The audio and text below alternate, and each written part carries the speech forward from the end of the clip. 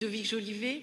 Oui, merci Madame la maire. J'ai pas saisi les derniers propos de Madame l'adjointe chargée du commerce en disant que, je ne sais pas si elle parlait de l'ancienne collectivité, l'ancienne majorité ou du gouvernement en disant que rien n'avait été fait.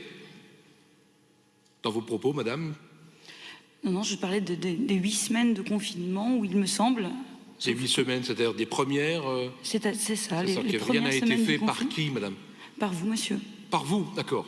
Très bien. Bon, vous permettez que je réponde, Madame la maire? Je trouve un peu étonnant ces propos comme ça d'emblée.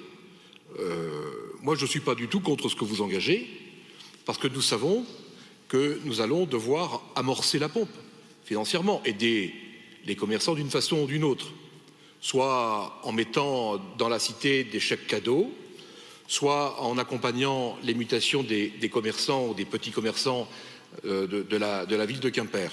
C'est ça. Alors vous nous dites, on n'a rien fait. Je suis étonné, parce que Dominique Squarnec, Yves Gintric, toute l'équipe municipale à l'époque était sur le terrain, et je ne sais pas comment vous auriez-vous réagi à cette époque, dans l'état de sidération dans lequel nous étions tous. Nous étions en train de chercher de l'alcool pour pouvoir se frictionner les mains, et nous cherchions désespérément avec les uns et les autres des quantités astronomiques notamment pour les EHPAD, pour les services de la ville.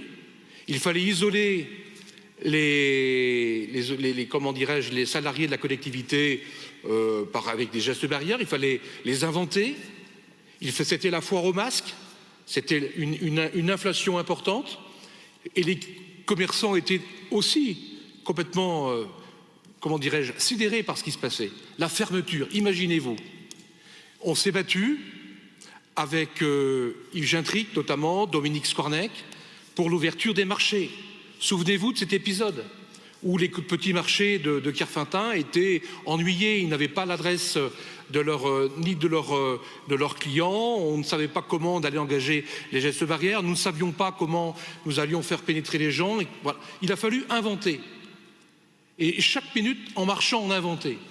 Alors, je ne sais pas, Madame, ce que vous ferez dans le temps, parce que l'épisode n'est pas terminé. Mais dans ces conditions, permettez-moi de vous le dire gentiment, je vous attends aussi au tournant, parce que nous avons dû inventer. Et je trouve que ce que vous venez de dire en disant que vous n'avez rien fait, c'est pas très sympathique de votre part. Il vaudra mieux montrer ce que vous êtes capable de faire par le futur. Bien, alors, maintenant, Guillaume Magui, Claire Lévry-Gérard, Gilbert Gramoulet, ensuite nous passons au vote. Merci Madame la maire, ce sera très bref. Je pense que Ludovic dit que c'est des propos qui ne sont pas sympathiques. Je pense que c'est injuste. Mais on peut tous faire des erreurs de langage, de jugement.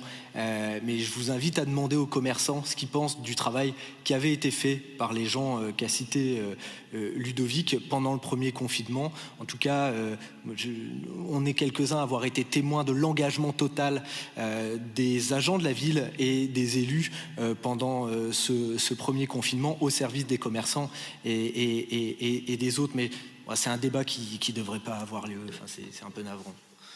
Claire Lévry-Gérard.